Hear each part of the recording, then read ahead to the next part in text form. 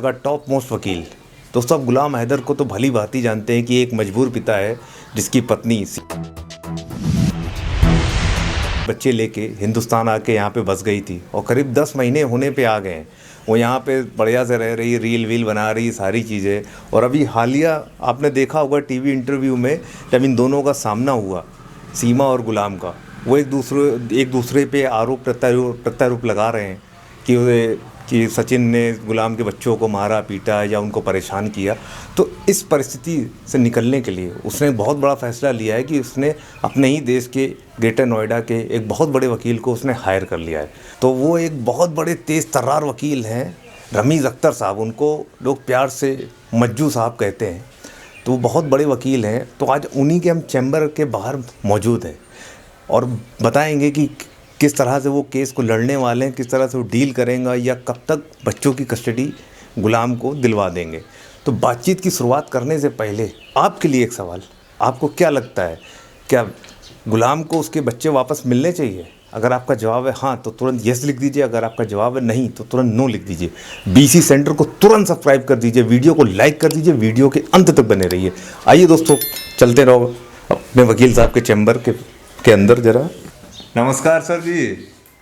आओ वकील साहब, अंदर आ सकते हैं? आइए आइए दीपक भाई आइए। हाँ बिल्कुल, थैंक यू सो मच। अरे thank you so much sir, आपने अपना कीमती समय में दिया सर। बैठिए। सर मैं ये जानना चाह रहा था कि आपको गुलाम ने हायर किया आपको? जी हाँ, गुलाम ने ही हायर किया हुआ है। तो क्या ये ऐसे कानूनों में हमारे प्रावधान है क्या कि दूसरे देश का कोई भी व्यक्ति अपने देश का वकील हायर कर सकता है? जी बिल्कुल कर सकता है, उसके लिए भी कानून में धाराएं हैं। अच्छा बेटा जरा बताओ कौन सी धारा है?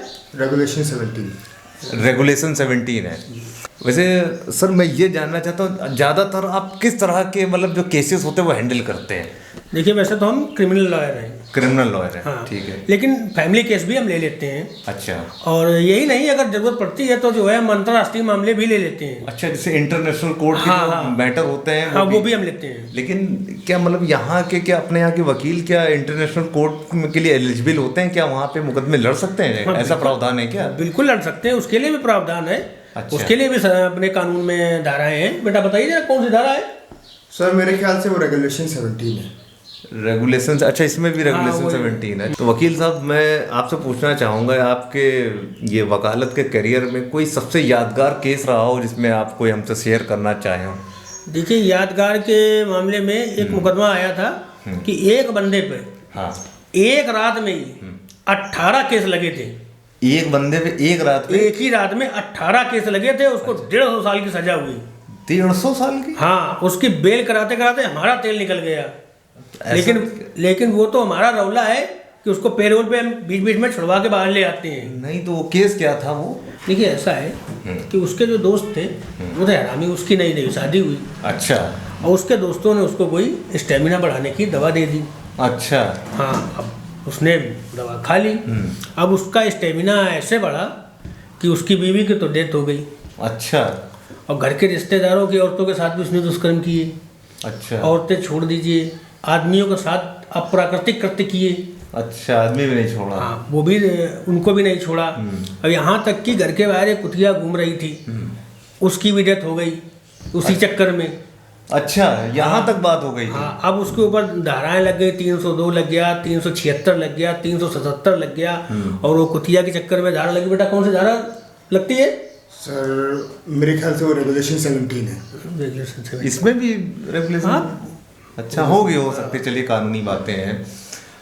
नहीं तो बड़ा ही गंभीर मतलब आपने बताया कि सनसनीखेज मामला हमारा, उसमें तेल निकल गया। अच्छा, बेल मतलब बहुत मुश्किल बेल कराने चक्कर में, और क्या। वो तो अपना सिस्टम है जो पेरोल पे निकलवा देते हैं बाहर बीच बीच में। अच्छा, पैरोल पे हाँ, बाहर हाँ, बीच बीच में आता रहता है। हाँ। यही नहीं, और सुनिए कि एक आदमी पे एक ही रात में 4 अलग अलग राज्यों में 4 औरतों ने दुष्कर्म का मुकदमा दर्ज कराया। 4 अलग औरतों ने एक ही रात में? एक ही रात में 4 अलग अलग राज्यों में। अच्छा। मुंबई हो गया, केरल हो गया, जम्मू कश्मीर हो गया, राजस्थान हो गया।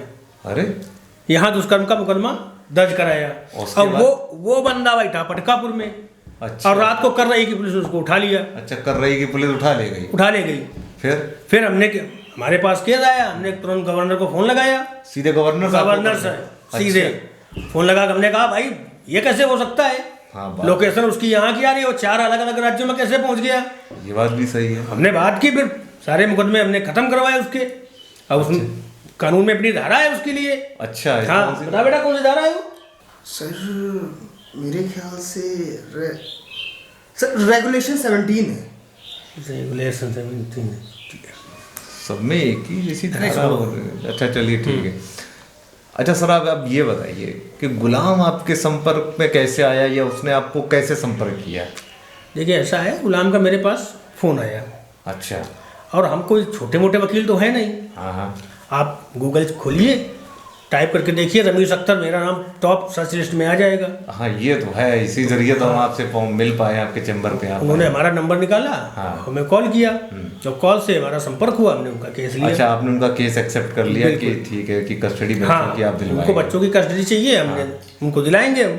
सर मुझे ये जानना है कि जैसे ये केस आपने एक्सेप्ट कर लिया है, तो आपको क्या लगता है कि इसका फैसला किसके पक्ष में आएगा? यार तुम तो वही बात कर रहे हो, तुम्हें लग रहा है कि ये प्रेग्नेंट महिला बैठी हुई है, अब तुम पूछ रहे हो कि अब उसके लड़का होगा या लड़की होगी। यहाँ तो मामला एकदम साफ है, यहाँ लकड़ियाँ जल रही हैं, और तो सीधी सी बात है कि लकड़ियाँ जब जलेंगी तो आखिरी में राख ही बचेगी। हाँ ये तो है। मतलब अगर हमने केस लिया है तो उसको कस्टडी मिलनी ही मिलनी है, ये आप मान लीजिए। अच्छा। हाँ तो ये बातें तो ठीक है, लेकिन अब थोड़ा सा मैं जानना चाहूँगा कि सीमा हैदर के बारे में आपकी पर्सनल राय क्या है? अरे यार एक मिनट रुको यार, किसका नाम ले लिया साला, उसका नाम सुनते ही लंगोट टाइट हो जाता है। अच्छा अच्छा। देखिए ऐसा है कि उसकी जवानी वो जवानी है जैसे दिल्ली राजधानी है। अच्छा। अब उसकी गहराई में जाने कितने डूब गए, लेकिन आज तक पता न लगा पाया कि उसकी गहराई में कितना पानी है। ऐसा थोड़ा आसान शब्द में समझाइए जरा।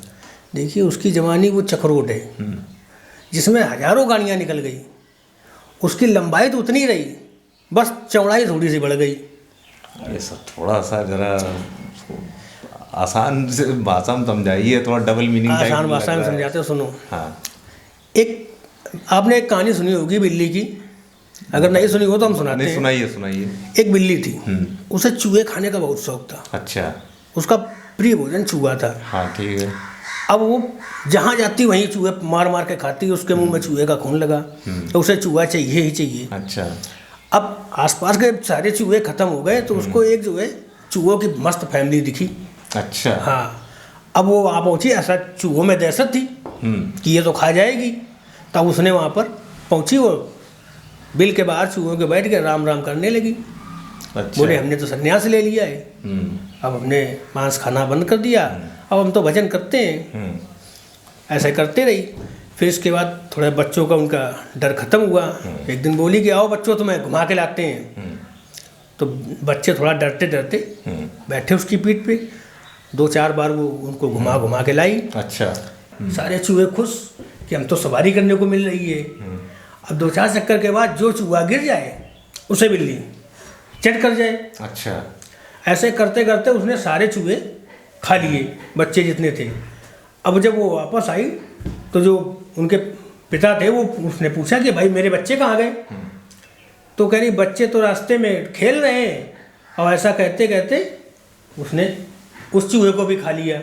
अच्छा। तो आप ये समझिए कि सीमा वही बिल्ली है और उसके मुंह में लगा है चूहे का खून। अच्छा। हाँ, मतलब 100 चूहे मार बिल्ली भक्तिन हो गई, वो कहानी है उसकी। नहीं ये तो ठीक है, अब गिरफ्तारी भी उसकी हुई थी तो उसमें भी कुछ हुआ नहीं नहीं क्या? वो गिरफ्तारी जब वो वहाँ से आई पाकिस्तान से तो उसके ऊपर कई सारे मुकदमे लगे, गिरफ्तार हुई। अब गिरफ्तार होने के बाद जब वो छूटी तो उसके लिए भी कानून में प्रावधान है। अच्छा, प्रावधान है? हाँ, बताओ बेटा कौन सा प्रावधान है? सर मेरे ख्याल से सर क्या बताएं सर वो रेगुलेशन 17 है मेरे ख्याल से। इसमें रेगुलेशन 17 है? अरे ये सही है, असिस्टेंट है हमारा, सीख रहा है अभी। अच्छा। तुम आगे बढ़ो अपना। रमीज साहब, आप ये सब बातें तो ठीक है, सीमा के बारे में आपने राय दी, गुलाम के बारे में आपकी क्या राय है? देखिए गुलाम बहुत ही नेक आदमी है, हाँ। अच्छा आदमी है, अपनी बीवी से बहुत प्यार भी करता है। लेकिन एक होता है कि प्यार अलग चीज़ है और शारीरिक सुख अलग चीज़ है। अब वो मैच नहीं कर पाया, इस वजह से जो है बीवी से लड़ाई होती थी। अच्छा। अब वो जो सुख चाह रही है वो दे नहीं रहा, क्योंकि वो सन्यासी हो गया, मंदिर में पूजा पाठ कर रहा है, भजन कीर्तन कर रहा है, तो अब वो शारीरिक सुख दे नहीं पा रहा है। तो अब उनकी बीवी ने उस पर केस कर दिया, तलाक के लिए मुकदमा दायर कर दिया। अब वो केस हमने लिया तो उसको हम छुड़ा लेंगे। नहीं नहीं वकील साहब, वो सब बातें ठीक है। ये अभी आपने बोला कि संन्यास ग्रहण कर लिया है, मंदिर जाता है, मतलब मंदिर क्यों जाता भाई? अरे यार मंदिर है यार, हिंदुओं का यार पवित्र स्थान है, मंदिर तो जाएगा ही जाएगा। भैया वो तो मुसलमान है। कहाँ मुसलमान है, वो तो हिंदू है। भैया आप गुलाम हैदर की बात कर रहे हैं। गुलाम हैदर की बात, तुम्हें गुलाम हैदर लग रहा है? हम गुलाम सिंह की बात कर रहे हैं, यहाँ नोएडा सेक्टर 3 में रहता है। तो आप गुलाम सिंह की इतनी देर से बात बता रहे हैं? गुलाम सिंह की तो बात बता रहे थे। तो अभी हमने आपसे सीमा हैदर के बारे में राय मांगी थी, तो आपने पता नहीं क्या क्या ज्ञान दे दिया। यार तो हम राय देने के लिए तो बैठे हैं, हमसे तुम किसी पे राय मांगोगे हम देंगे, उसका भी कानून हमें राय देनी पड़ेगी। बड़ा बेटा कौन सा कानून है इनको? सर मेरे ख्याल से वो रेगुलेशन 17 है।